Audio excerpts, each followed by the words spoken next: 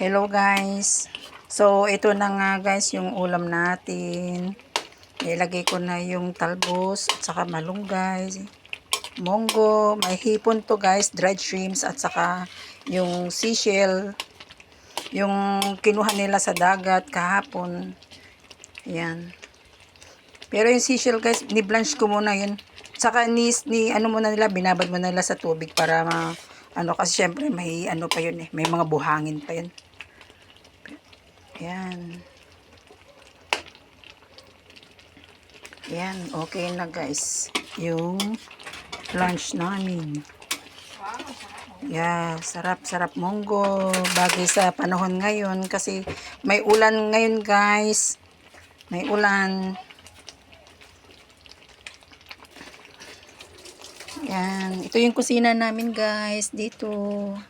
Yan, ito yung kusina namin. Yan, kusina namin. Yan.